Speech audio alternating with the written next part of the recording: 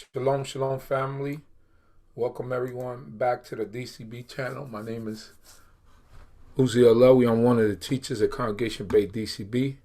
Thanking the Creator of heaven and earth for all things and everything, food, clothing, and shelter.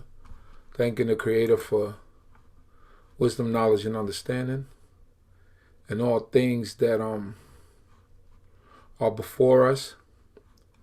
Thanking the Most High God for life, food, clothing, and shelter. And thanking the Creator for everything that He supplies for us, everything that He gives us.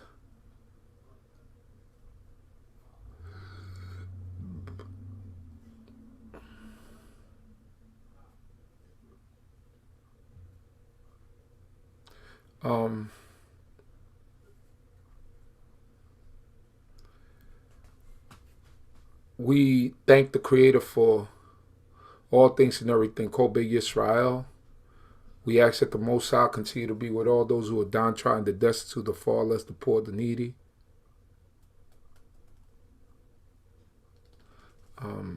Thanking the Creator and praying that the Creator be with all those who are sick in the nation, all those who need prayer, that the Most High God be with them, guide and protect them.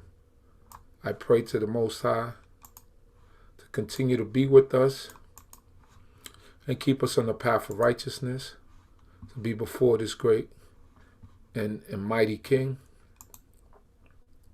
and that the Creator will continue to be with all of us who are here, those of us who can make it tonight, that the Most High God be with you all. Bless and keep you. Shabbat Shalom, Imam Red, Rich Dollars, Tamika Yara, KK, Emmy Yatu, Yasharala, Beautiful Forever, Marsha Yisrael. I will try to be here now that the days are getting a little bit shorter.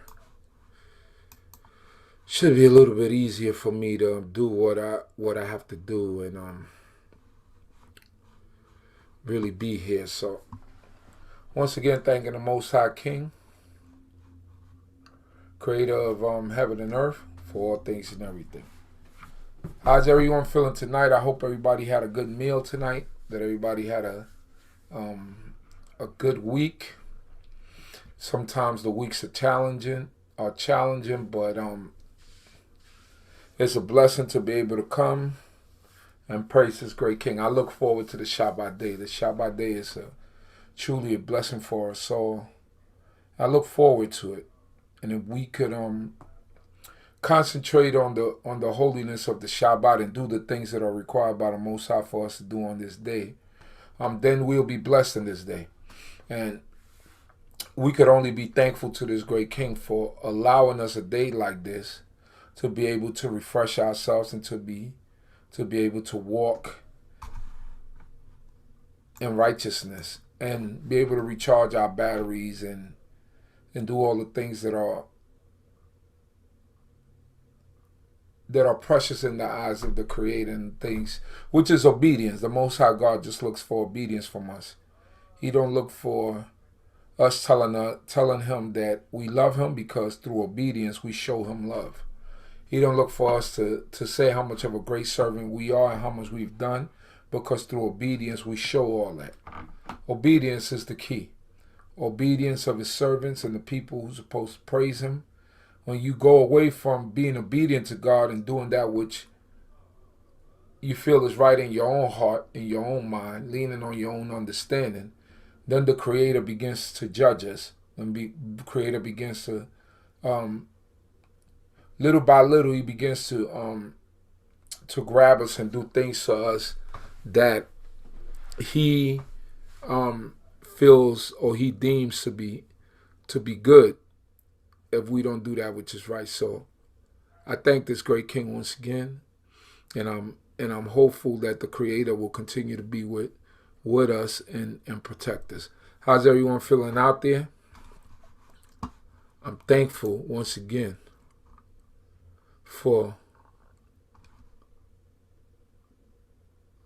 I'm feeling great, Torah Yah. Someone asked in the room, how am I feeling tonight? I'm feeling great. It's a great day. It's a Shabbat day, and we should be glad and rejoice therein. So I'm going to go to the book of, I think I want to read some.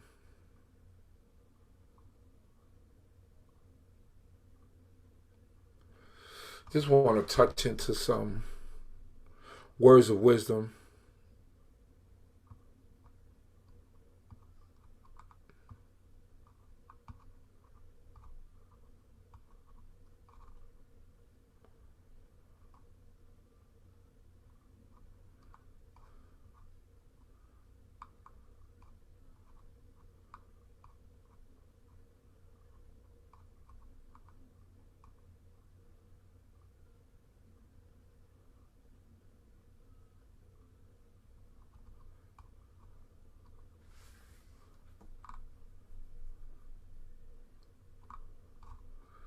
All right.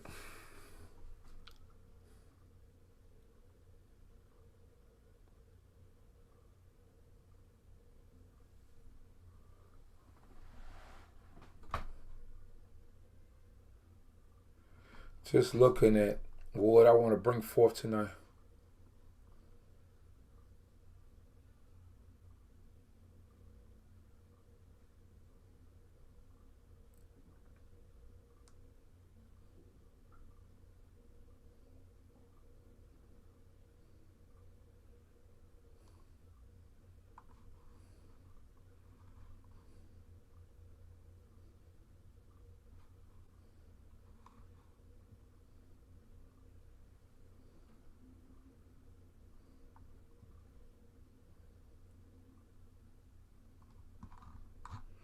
So we're going to go to the book of Kohelet or Ecclesiastes. Kohelet means teacher or preacher, gatherer. Kohelet chapter 4. Kohelet chapter 4. Verse 1. And it reads on this wise: But I return and consider all oppressions that are done under the sun. And behold, the tears of such as were oppressed, and they had no comforter. And on the side of the oppressors there was power, but they had no comforter. So the oppressor and those that are oppressed. Sometimes when we stand in positions of power, when we have riches, which is a means of power, we tend to oppress those who are less fortunate than us. And this book Ecclesiastes was written is given to Solomon. The credit for writing it is given to Solomon. What he's saying is that, he's seeing the people with power oppress those who might not have as much, who are not as rich. Power riches is a means of power. And sometimes when we are in positions of power, when we have riches, we seem to oppress those who are not as fortunate as us, whether it may be by if someone asks you for something, or they need some type of assistance. We use that power almost to oppress them, or to stave them off. Like the Lord said, if you have a body, you tell them, go and come back, and I'll give it to thee tomorrow, but you have the power in your hand to do it at that time. These are some of the things that we do when we oppress people, right? When we become the oppressor and the people that are being oppressed. So we need to be careful with the things that we do and how we treat people and how we oppress people. Those things are very important, and they're pertinent in the growth of a nation and how we carry ourselves. So don't be an oppressor. Verse 2. Wherefore I praise the dead that are already dead more than the living that are yet alive. That's what Solomon said. He praised the dead that are already dead more than the living that are yet alive. Not saying that the dead have any being, or you could say, but after you're dead, all your worries are gone. There's no more worries, right, than the ones that are yet alive, because the ones that are yet alive are coming into a world of corruption, a world of deception, a world of a lot of things that do not coincide with Torah. So the observation that Solomon made is like, look, I'd rather be with, I'd rather praise those that are dead than those that are not been on this earth yet, because the ones that are dead don't have the worries anymore, but the ones that are coming to this earth are going to inherit all the worries.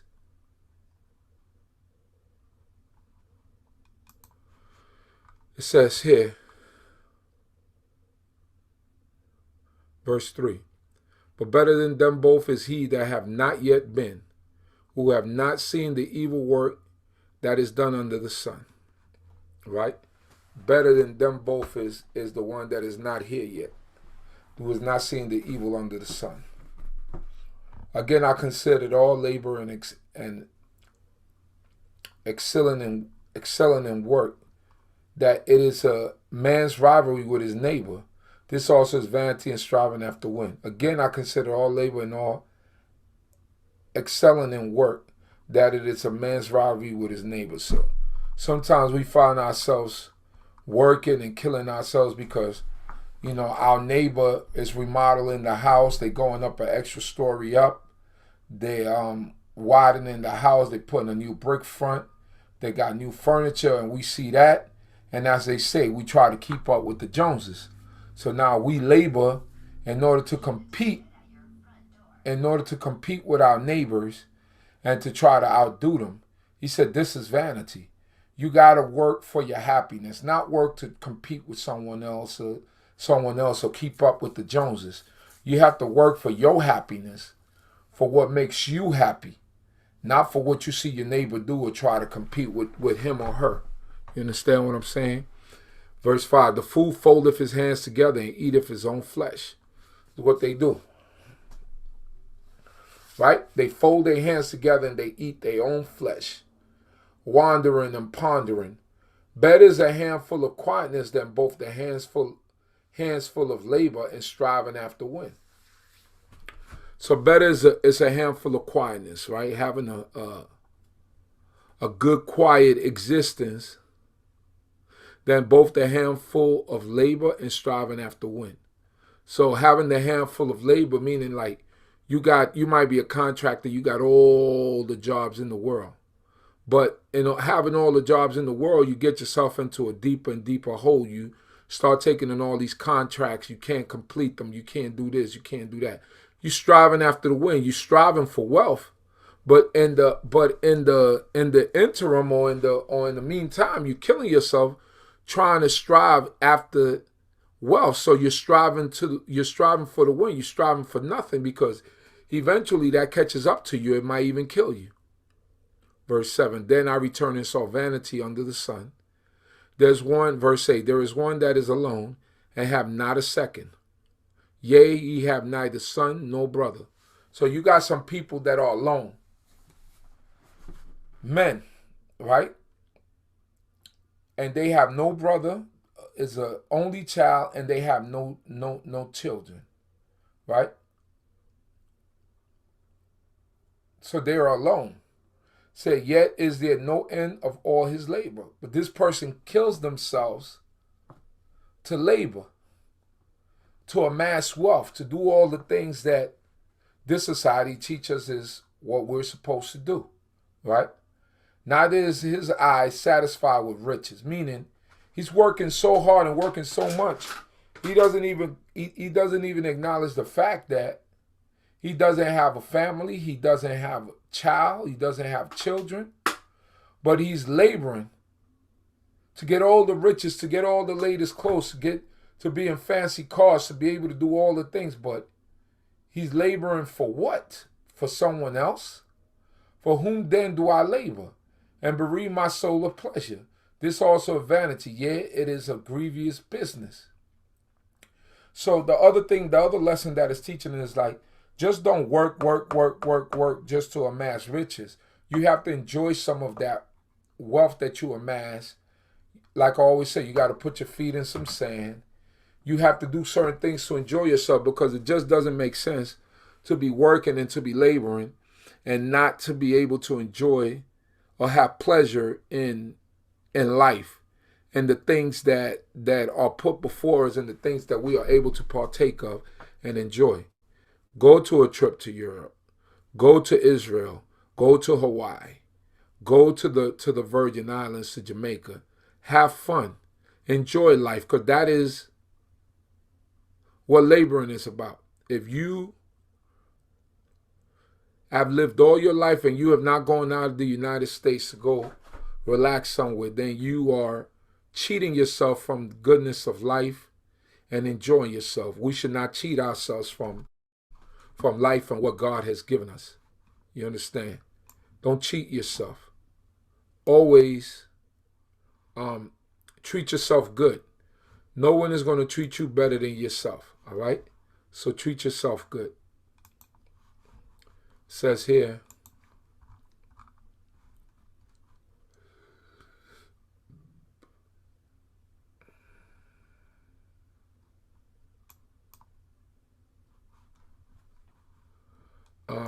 it says here,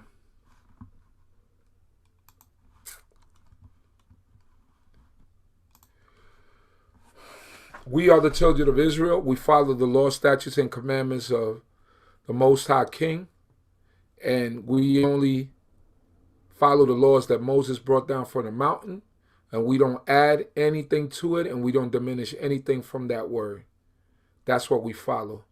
We are the children of Israel. We live by the Torah, the first 5 books in the so-called Bible or the Old Testament, right? We only prescribe by the laws, and we only prescribe to the laws in the Old Testament, and that's what we govern ourselves by, and that's what we live by. So that's what we are. We are the children of Yisrael. Let me continue.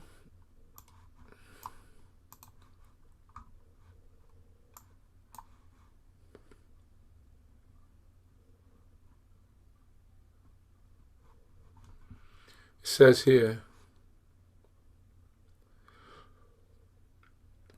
that doing all that laboring and all that stuff and you don't have anyone to enjoy it with or to leave it to is vanity. Again, if two lie together, then they have warmth.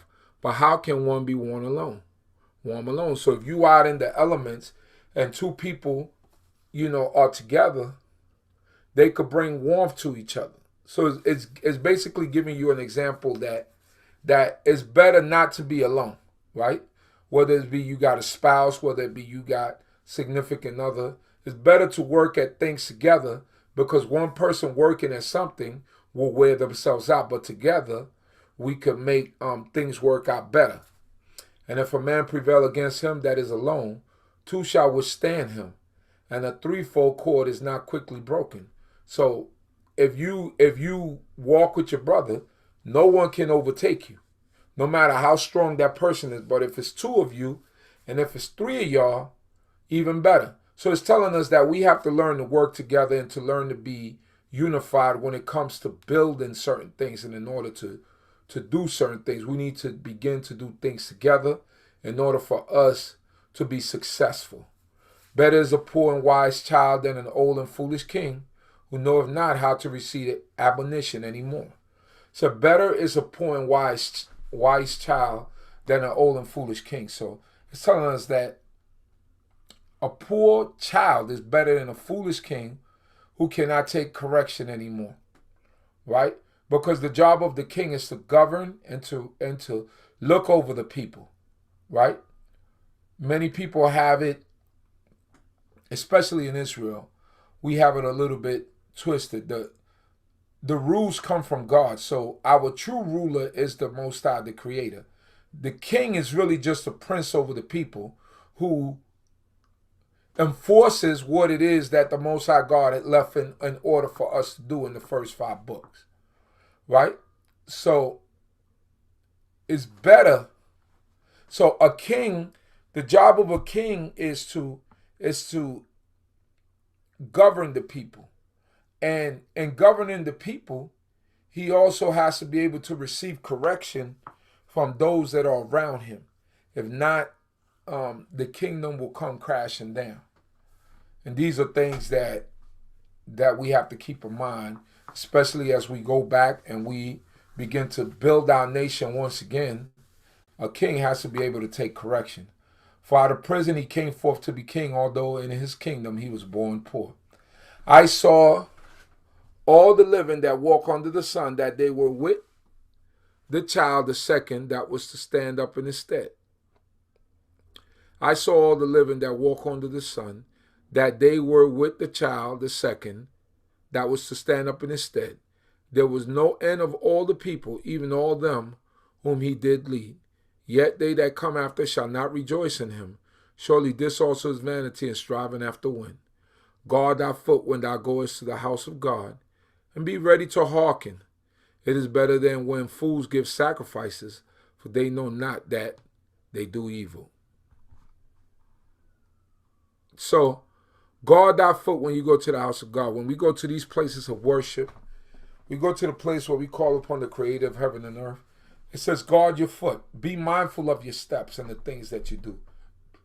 And be ready to hearken, meaning there's always people there that are going to give you wisdom and understanding that if you don't listen, you might miss. It might be something to carry you throughout the week. It is better than when fools give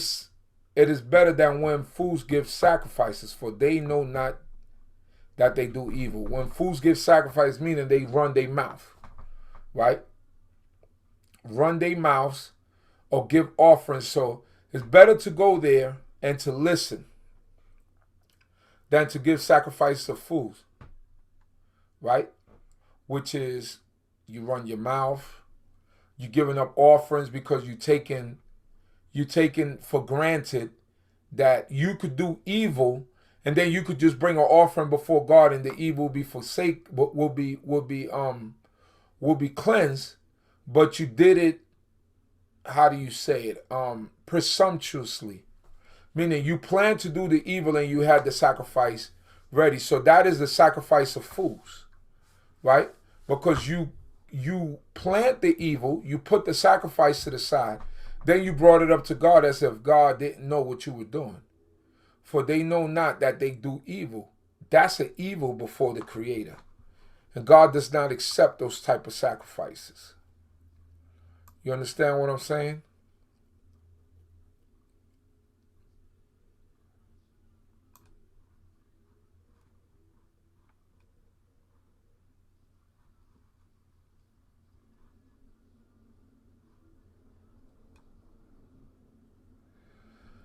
So,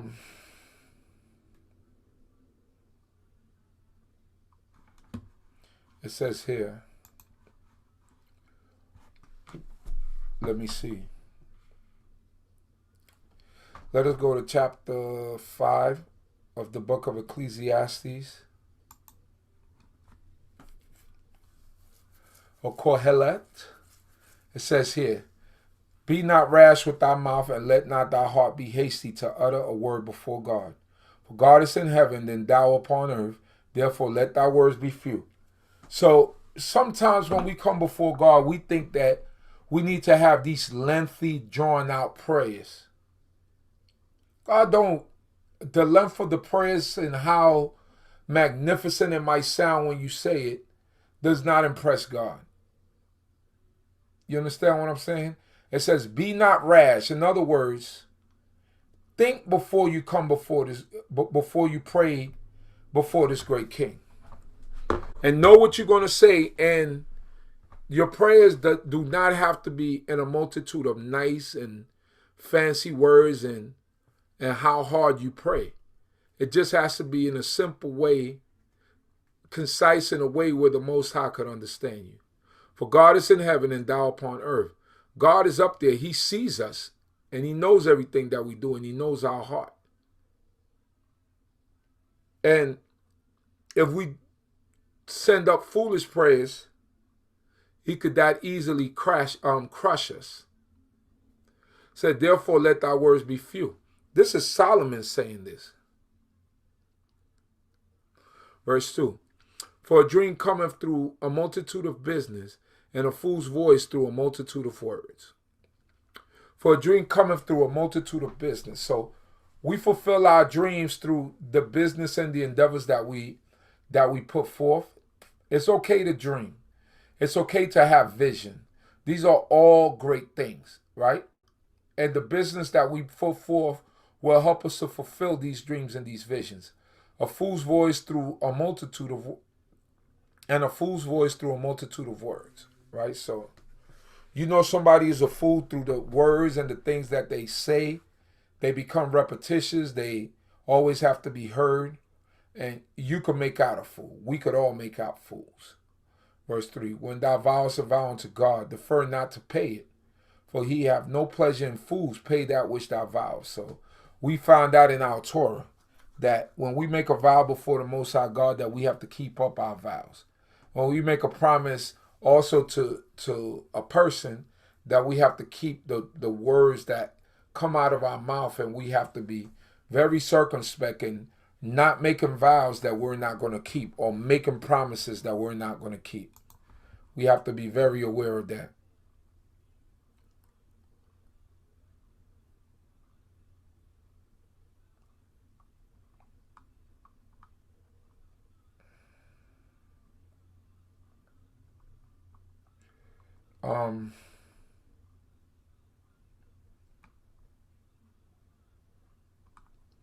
Says here,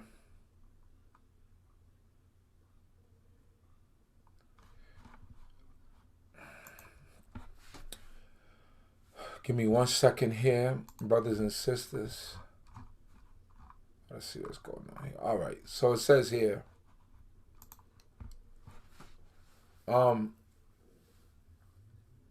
when thou vowest a vow, verse 4, better is it that thou shouldest not vow than thou shouldest vow and not pay. So we're not obligated to vow. So it's better that you don't vow, or you don't make a promise out of your mouth, than you do it and not accomplish what you say out of your mouth. Right? These are all principles of life that we should be happy to live by. Suffer not thy mouth to bring thy flesh into guilt. Right? Don't let, how they say, don't let your mouth write a check that your behind cannot cash. I don't know if I said that right, but I remember hearing that often when I was younger. Don't let your mouth write a check that your behind cannot cash. Right? I mean, don't say things out of your mouth. Don't talk fly. Don't say certain things, and you can live up to them. So suffer not thy mouth to bring thy flesh into guilt. Neither say thou before the messenger that it was an error. Right? Don't say before the messenger that it was an error. Wherefore shall God be angry at thy voice and destroy the work of thy hands. So we have to be careful. For through the multitude of dreams and vanities there are also many words, but fear thou God. Right? So through our dreams and through our vanities, we make a lot of promises. We say a lot of things. But remember, in all the things that you do, fear the Creator. Fear the Most High God. So that will make us mindful of the things that we say out of our mouths, and will safeguard us against all the evils that are before us. Right? It says here,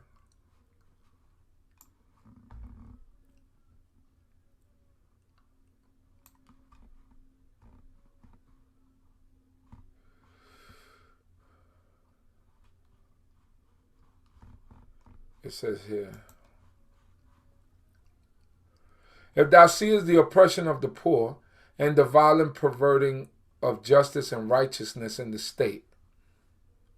Right? If we see the oppression of poor people and the violent perverting of justice and righteous in the state, marvel not at the matter, for one higher than the high watcheth, and there are higher than they. So when you see people are being oppressed and people are not given justice or not justified in the good that they do, there's always one watching than those who are in position of power. And that's the Creator. He's always watching, and he's the one that eventually is going to judge all matters, whether good or bad. Verse 8. But the prophet of a land, every way is a king that maketh himself servant to the field.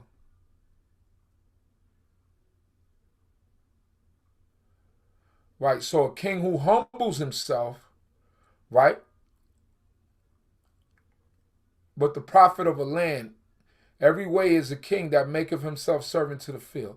So a king that becomes a servant to the people, right? That becomes a prophet to the land. That becomes beneficiary to the land, because people in positions of power, senators, congressmen, they're really here to serve. They're really here to serve the people. You know, people look at king and they look at princes and officers and things of that nature. We're really supposed to be servants to the people. We are put in these positions to serve the people. Verse 9. He that loveth silver shall not be satisfied with silver, no, he that loveth abundance with increase. This also is vanity. So if you love money, if you love chasing that paper,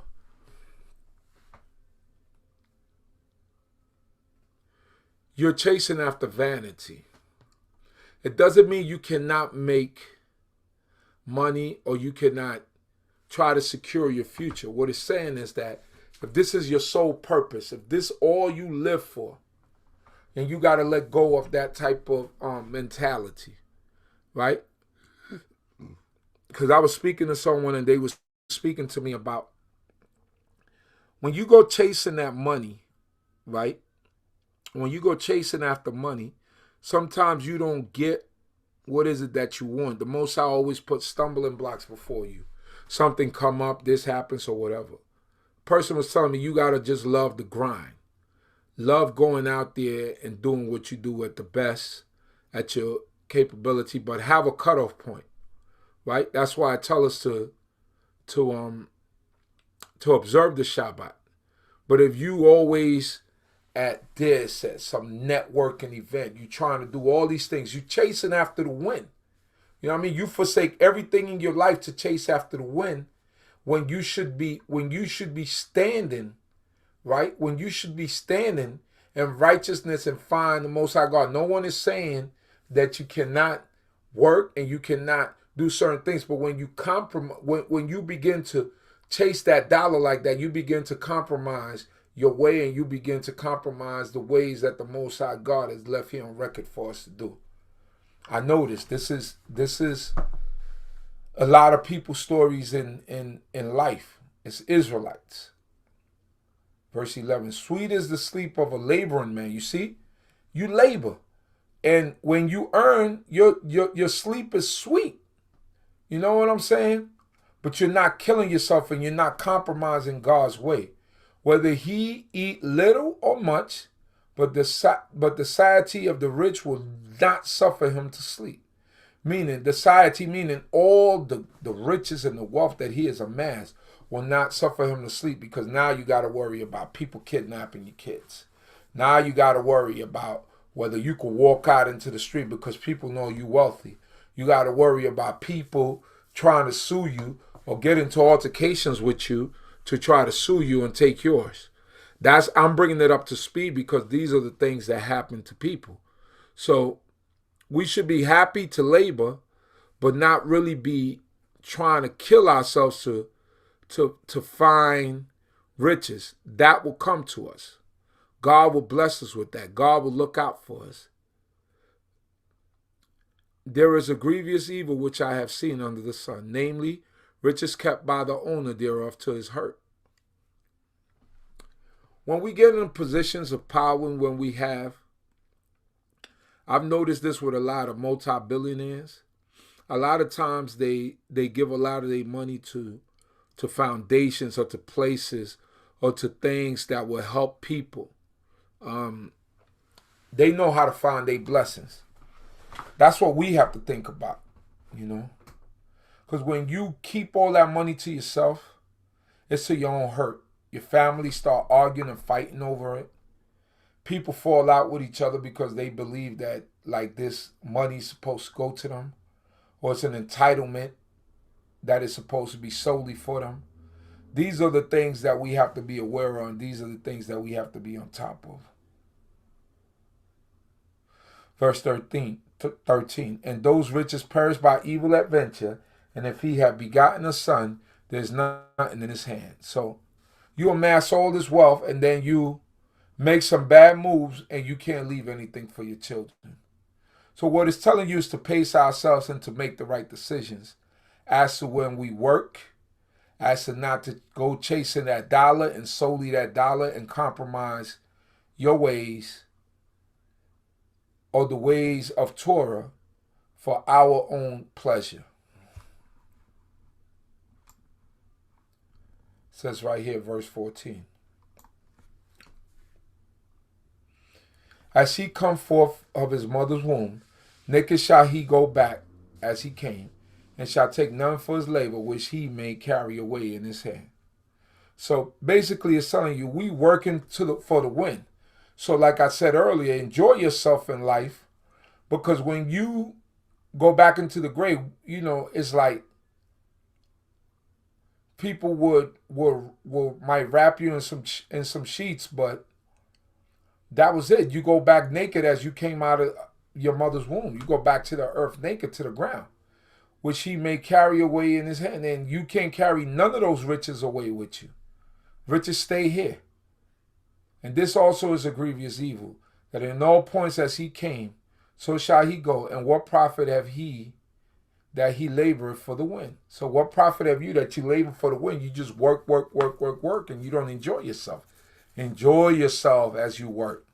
All his days also he eateth in darkness, and he hath much vexation and sickness and wrath. So riches just bring you a lot of heartaches. And ask those multimillionaires and those people of power and those people that have money. They have to live in a bubble. Bill Gates can't walk down the street. Bill Gates can't just walk into a mall. When he goes into a mall, they have to shut it down.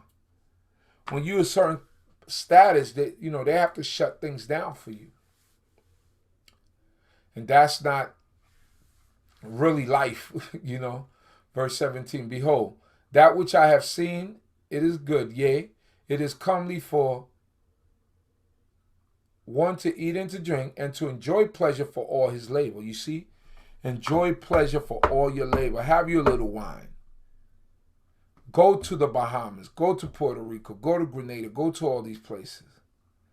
Wherein he laboreth under the sun all the days of his life, which God hath given him, for this is his portion. You hear that? Wherein he labor, it says, enjoy pleasure for all his labor, wherein he laboreth under the sun, all the days of his life, which God hath given him, for this is his portion. Your portion is to enjoy life, people. To enjoy the pleasures of life. Behold, that which I have seen, it is good. Yea, it is comely for one to eat and to drink. Oh, hold on. I read that already. Verse 18. Every man also to whom God hath given riches and wealth, and hath given him power to eat thereof, and to take his portion, and to rejoice in his labor, this is the gift of God. Every man also to whom God hath given riches, right? So riches is attainable. We could have riches and wealth. Now wealth is exceeding riches, right? And have given him power to eat thereof, and to take his portion, and to rejoice in his labor. This is the gift of God. If you happen to be rich, that is a gift from God. But share that gift with other people.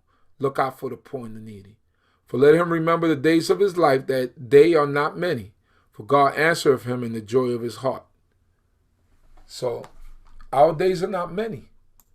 But God answers us in our heart. You know what I mean? So these are things that we have to keep in mind. These are the things that we have to have understanding of. These are the things that we have to be on top of, and also give glory to the Creator.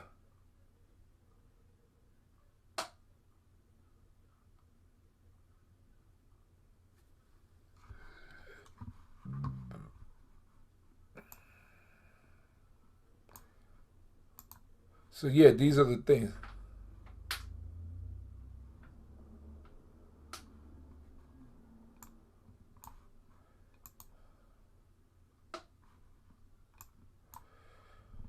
So these are things that we should do, and these are things that we should stay on top of, you know.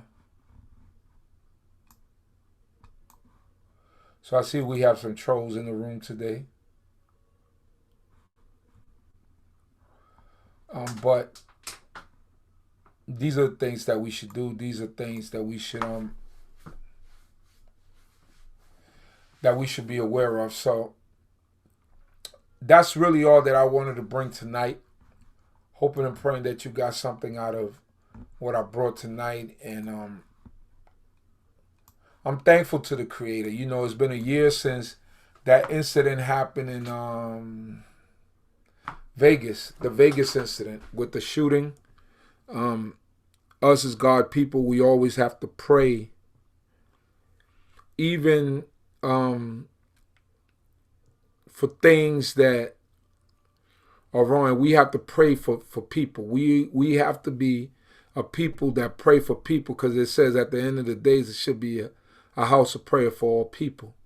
So if it's a house of prayer for all people, that means that we have to be aware and understand that the things that we stand for sometimes are not things that or the things we pray for sometimes are not things that are right before us, or things that some people accept. But we have to be godly, and we have to pray. So prayers go out to all those people that were victims, all the people that got shot, people that are still recovering, all the people that lost loved ones, all that sort of stuff. You know, it was crazy.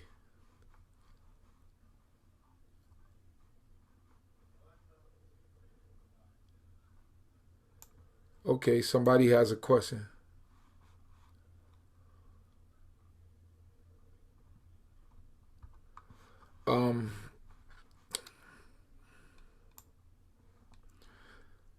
I think I'm pretty much done. I'm kind of tired. I have to teach tomorrow also. So giving all glory to the Creator of heaven and earth, Yahweh. Thanking all of you for tuning in once again. May the Most High King of heaven and earth be with us all. God shield and protect us. And may Yahweh continue to be with us and protect the children of Yisrael wherever we might be scattered. Shalom, shalom, and everyone have a great night of sleep. May the Most High God bless you all. Shalom Aleichem.